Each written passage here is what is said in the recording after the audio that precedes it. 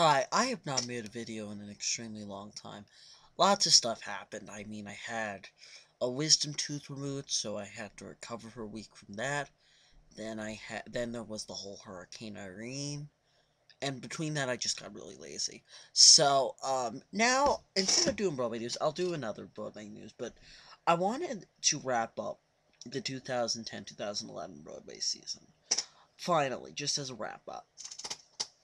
Because basically that I this is my last week of summer vacation, and in a couple weeks the first new shows are going to start opening and are starting previews. So I think this would be a nice time to finish. I'm not really going to talk about the plays. It was a good time for plays. War Horse and Good People. Um and Mother Beaver with a Hat. Those were some really great plays, and especially like revivals like Normal Heart and Importance of Being Earnest and Merchant of Venice. Just great.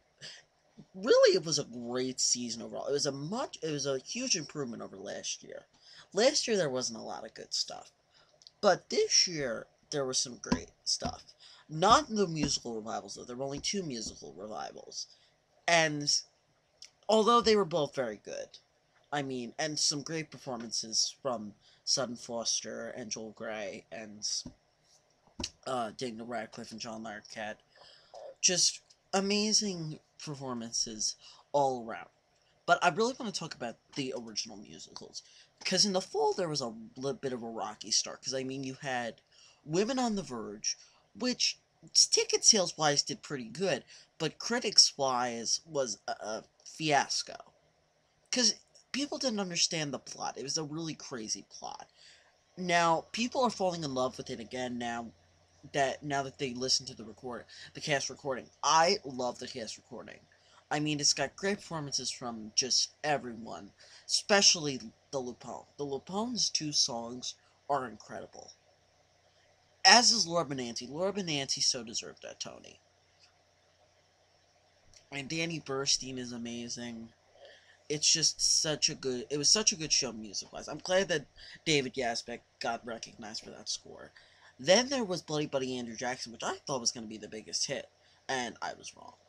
That did not last long. I think I only got like a couple nominations. Um, but yeah, and then there was Elf, which I knew wasn't going to be that big a hit, because it's like a Christmas show. The Christmas shows I really get nominated.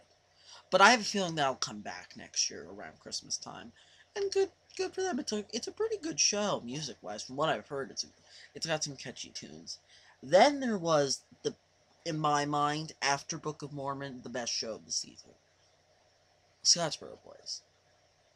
It's just I'm falling in love with this show, just from their performance on the Tony Awards.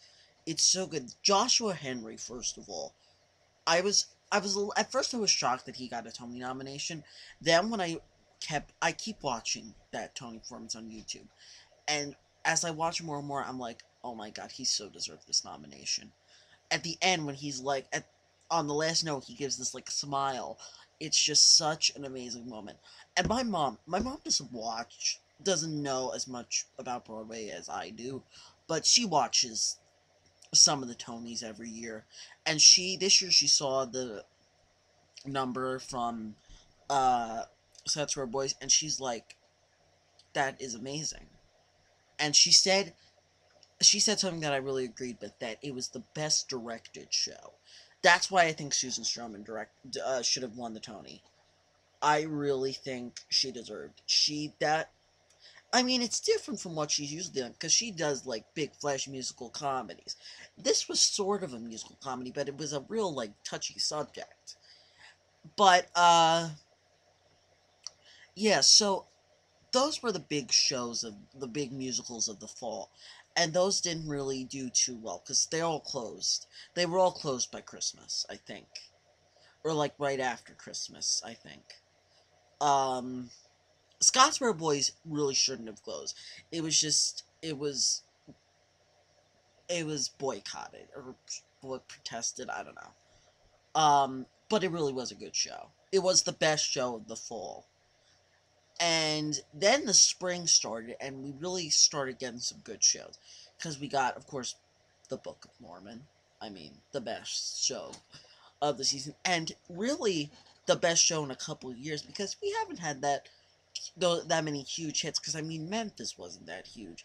In the Heights, Billy Elliot, you could argue, was a pretty big hit. But and then like Spring Awakening only lasted a few years, and Jersey Boys, yeah, Jersey Boys and Billy Elliot, I would say, are the same. But this was huge. This is just mainly because it's the South Park guys. But it is a really good show. So I'm fine with it. And then there were shows not as good as Book of Mormon and Scottsboro Boys, but still good in their own right. Like Catch Me If You Can. Catch Me If You Can had such a good score and such a good premise. I love what they did, like integrating like the 60s television shows into it. I really like that idea. And I mean, how can you go wrong? You've got the same directors director and choreographer and composers from Hairspray. You've got Terrence McNally writing the book, and then you've got people like Aaron Tveit and Kerry Butler and Tom Wopat and of course Norbert. Norbert is that show. He is the soul. I wasn't expecting him to be nominated, let alone win, and I was really pleasantly surprised. I'm very happy that he pulled through. And then there was Sister Act. Sister Act is just a fun show. It's just lots of fun. It's got a great score by Alan Menken, who I now love. There's just one great song that they wrote for the show. It's called "When I Find My Baby." The evil mobster boyfriend sings it. It is the lyrics in the song are amazing, just so clever and hilarious. And then the tune is just so amazing. The melody, it's great. It's just such a great song. It's my favorite song in the show, next to "Raise Your Voice," which is a great song. And I'm glad they used that song to Tony Awards. And and Patina Miller gave a breakthrough performance. She's gonna be a big hit. I hope she wins a Tony in the near future. She was the only competition to Sutton Foster. She could have gotten that Tony. And of course, like Victoria Clark, one of the greatest performers. And what else was there in this room? What other productions? Then there were shows like People in the Picture. Although it wasn't the best show. It did have a brilliant performance by Donna Murphy. And then there was Priscilla, another great show, I think. And then like with performances by Tony Sheldon. And then the costumes won the Tony. Good for them that they won a Tony. And then there were shows like Baby It's You, which were absolutely horrible. It's sad that shows like a show like Baby 2 is closing the same day as a show as good as Catch Me If You Can. I find that very sad. Because Catch Me If You Can is 100,000 times better than Baby It's You. Although Beth Level is a genius. Can't stress that enough. She just needs to pick better shows. She just maybe lightning can't strike twice after drowsy. But I mean, Elf was a pretty big hit, and what else? And Young Frankenstein, and what else was there anything else that she? And Mamma Mia. I mean, she just had a little bit of luck with this show, but I'm sure she'll get more. She'll be working a lot more. Okay, so overall, it was a really good season. I didn't in my Tony Awards review. I was like, eh. But as I watched the performances again on YouTube, this was a really good season. It really was. And I'm not thinking next season's gonna be that good. I mean, it's got a lot more revivals like Follies and Porgy and Bess and Godspell and Vita, but that's gonna be the tough one. Picking which one's gonna win best revival, and then you've got like Lysa Strata Jones coming and all these and Ghost and Bonnie and Clyde. So we'll see what's gonna happen. Alright, I'm gonna go. I've talked long enough. I'll make a Broadway news right after this. Goodbye.